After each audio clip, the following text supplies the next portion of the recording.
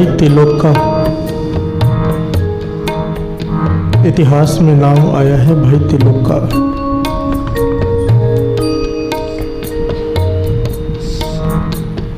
गजनी में जो बादशाह है उसका मंत्री है,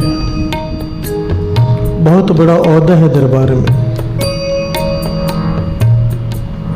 और बहुत बड़ा सूरमा है। हमेशा शस्त्र साथ में रखता है, तीर कमान तलवार हमेशा उसके पास। निर्दयी है, जानवरों का शिकार करता है बेमतलब। जंगलों में चला जाता है अकेला और कई जानवरों का शिकार करता है।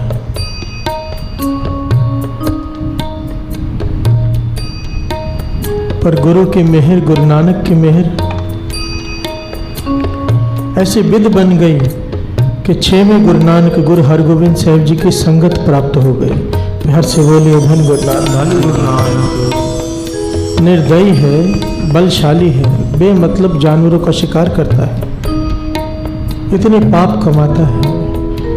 पर कोई पूर्व कर्म जागे, 6वें गुरु नानक गुरु हरगोविंद साहिब जी की संगत प्राप्त हो गई।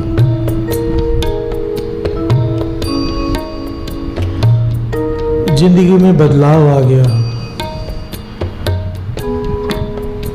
हरगोविंद साहिब जी की संगत करने के बाद जो ऐतिहासिक किताब है ना सात संगत जी, उसमें हरगोविंद साहिब जी के वचन लिखे हुए हैं कि हरगोविंद साहिब जी के उपदेश, उन उपदेशों में सबसे सर्वप्रथम जो उपदेश है वो है अमृत वेले उठना। हर से वेले धन गुरु नानक।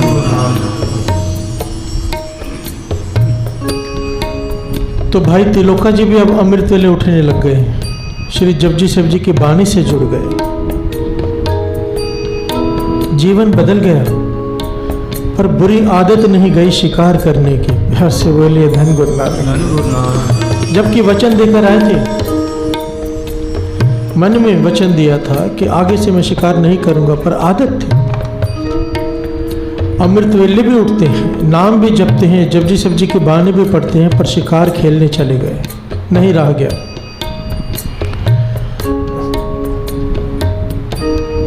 एक हिरनी दिखाई दी, उसका पीछा किया, तीर चलाया, हिरनी का पेट फट गया। हर से बोलिए धन गुरु नानक। और उसमें से 2 बच्चे निकले पेट में से।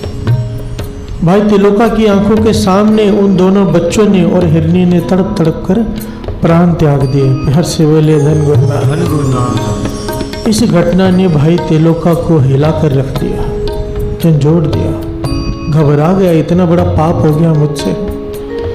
अमृत वेले भी उठता हूँ, नाम भी जपता हूँ, फिर भी मेरा ये अवगुण खत्म नहीं हो रहा, मैं क्या करूं। चला गया गुरु हरगोविंद साहिब जी के चरणों में। हर से बोले धन गुरु नानक। और चरण पकड़कर जोर जोर से रोने लगा, जोर जोर से।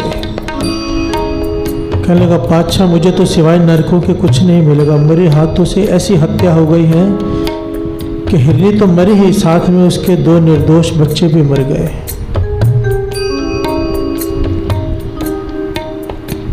रोते जा रहा है, कहने लगा, मुझे बख्श लो, मुझे बख्श लो।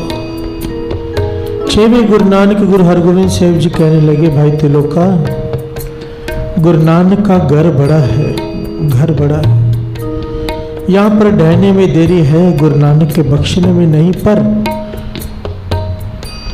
अगर तू आज मन ही मन प्रण करके जाए, हमसे वादा करके जाए कि आगे से कभी भी शिकार नहीं करेगा, किसी की हत्या नहीं करेगा, तब हम गुरु नानक के भरोसे से कहते हैं कि तू बख्श दिया जाएगा। प्यार से बोलिए धन गुरु नानक। ये हमारे लिए भी शिक्षा की बात है। बाबा नंद सिंह जी वचन किया करते थे कि गुरु नानक के घर में मन करके कितनी बार भी आओगे उतनी बार बख्श दिए जाओगे, मन करके। पर मन करके आदमी एक ही बार आ सकता है। प्यार से बोलिए धन गुरु नानक। मन करके कब आता है? जब ये मनी फैसला करे कि आगे से मैं ये गुनाह नहीं करूंगा, और वो गुनाह ना करे तो शर्तिया बख्श दिया जाता है। गुरु हरगोविंद साहिब जी महाराज कहने लगे, अमृत वेला मत छोड़ना, बाणी से जुड़े रहना, गुरु मेहर करेगा। और आगे से किसी का, बेजुबान का, निर्दोष का कत्ल नहीं करना। गुरु नानक भली करेगा तुझे बख्श देगा। प्यार से बोले धन गुरु नानक। भाई त्रिलोका जी ने गुरु हरगोविंद साहब जी को वादा किया कि आज के बाद इन हाथों से किसी की हत्या नहीं होगी। अब भाई त्रिलोका जी ने सोचा कि मन का क्या भरोसा। प्यार से बोले धन गुरु नानक। मन चंचल है, कल फिर कर गया कि शिकार खेलने चलो, तो उन्होंने एक जुगती अपनाई।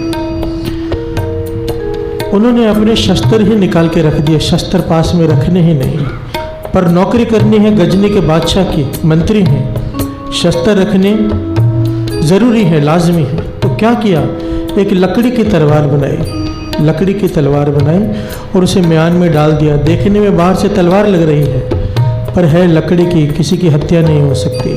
हर से बोले धन गुरु नानक। जुगती अपनाई उन्होंने कि मन का भरोसा नहीं। तलवार लकड़ी की बना ली राजे को दिखाने के लिए, बादशाह को दिखाने के लिए। म्यान लोहे की और अंदर तलवार लकड़ी की। और कुछ लोगों को इसकी भनक लग गई। कुछ निंदक होते हैं हर एक के, हर आदमी के होते हैं। भाई त्रिलोका जी के भी निंदकों ने बादशाह के कान भर दिए कि भाई त्रिलोका जी लकड़ी की तलवार लेकर दरबार में आते हैं, आपके शान में गुस्ताखी करते हैं। हर से बोले धन गुरु नानक। धन गुरु नानक। कान भर दिए बादशाह के। बादशाह ने कहा अगर ये बात सच निकली तो भाई त्रिलोका को सजाए मौत देंगे, क्योंकि शस्त्र रखने जरूरी है, दुश्मन से कभी भी लड़ना पड़ सकता है। गजनी के बादशाह ने भरे दरबार में भाई त्रिलोका जी को कहा कि म्यान में से तलवार निकाल के दिखाओ। हर से बोले धन गुरु नानक। भाई त्रिलोका जी घबरा गए, समझ गए सारी बात कि अब अगर म्यान में से तलवार निकाली, वो लकड़ी की निकली, तो बादशाह सख्त सजा देगा। तो उन्होंने क्या किया साध संगत जी, क्या किया? अब लौट में सगली देखी एक तेरी ओट रहाए। अब लौट में सगली देखी एक तेरी ओट रहाए।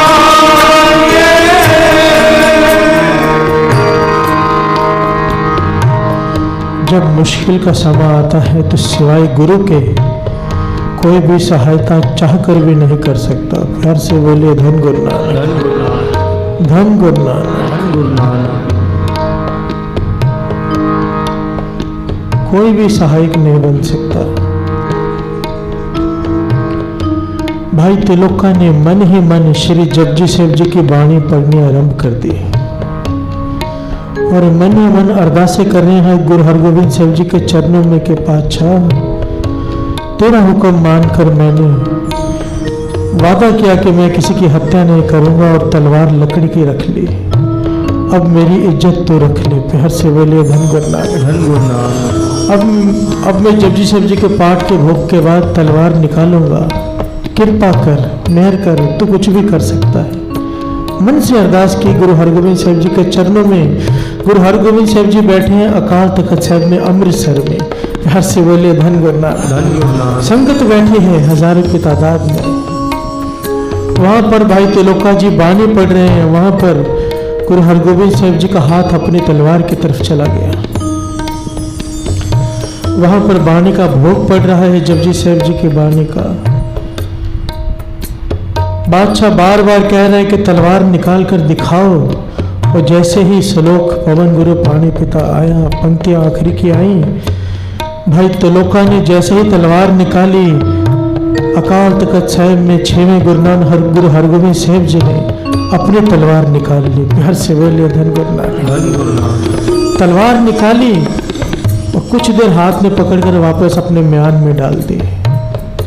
संगत पूछने लगी पातशाह ये क्या कौतुक है? गुरु हरगोविंद साहब जी कहने लगे गजनी में हमारे सिख भाई त्रिलोका पर विपता आन पड़ी है। वो अपना वचन निभा रहे हमें दिया हुआ, और हमें दिए हुए तीनों वचन उसने निभाए हैं। अमृत वेले भी उठता है, जपजी शिव जी की बानी भी पढ़ता है, और उसने उसके बाद किसी की हत्या भी नहीं की। प्यार से बोलिए धन गुरु नानक। तो उसकी लाज रखने के लिए हमने ये तलवार निकाली, उसकी परीक्षा चल रही है। और वहां पर जब इसने अपने म्यान में से तलवार निकाली तो इस तरह से चमकी कि बादशाह की आंखें ही चुंधिया गई। प्यार से बोलिए धन गुरु नानक। सबकी आंखें चुंधिया गई, उन्हें समझ में नहीं आया कि इतना लिश्कार कहाँ से आ रहे हैं। लिश्कार तो केवल लोहे में से आता है। प्यार से बोलिए धन गुरु नानक। इतना तेज तलवार पर कि तलवार पर नजर ही नहीं ठहर पा रही कि किस धातु की बनी है। प्यार से बोलिए धन गुरु नानक, धन गुरु नानक। और भाई तिलोका जी ने थोड़ी देर के बाद तलवार वापस म्यान में डाल ली। बादशाह ने जिन निंदकों ने शिकायत की थी उन्हें बंदी बना लिया। प्यार से बोलिए धन गुरु नानक, धन गुरु नानक, धन गुरु नानक, धन गुरु नानक। और भाई तिलोका को बड़े सम्मान सहित माफी मांगकर वापस अपने सिंहासन पर बिठा दिया। हर जियो ने माने न तुम, ने चीज करे मेरा गोविंद, तेरी कुदरत को कुर्बान। हर अंतर जानी सब विद जाने, ता किस पे आँख सुनाइए, कहने कथन न भेजे गोविंद, हर पावे पैज रखाई। अगर ओट में सगली देखी, एक तेरी ओट रहाई है। जिसने गुरु को दिए हुए वचनों की पालना कर ली, साध संगत जी, गुरु गोविंद सिंह जी महाराज के वचन याद कीजिए कि जो सिख अमृत वेले उठता हो, 2.5 घंटे का नींद हो, चाहे स्त्री हो चाहे पुरुष, उसकी रक्षा हमें करनी ही पड़ती है। प्यार से बोलिए धन गुरु नानक, धन गुरु नानक, धन गुरु नानक, धन गुरु नानक। गुरु के वचनों पे जो चलता है, हुक्म में जो चलता है। एक बार महापुरुषों ने दास को कहा था कि जो हमारे हुक्म में है उसकी फिक्र हमें करनी पड़ती है। प्यार से बोलिए धन गुरु नानक, धन गुरु। हुक्म से बाहर जाके कोई कुछ भी करे, हमें उससे कोई लेना देना नहीं। पर जो हमारे हुक्म में है, वो जहां भी है, हमारी आंख उसके ऊपर रहती है। प्यार से बोलिए धन गुरु नानक, धन गुरु नानक, धन गुरु नानक।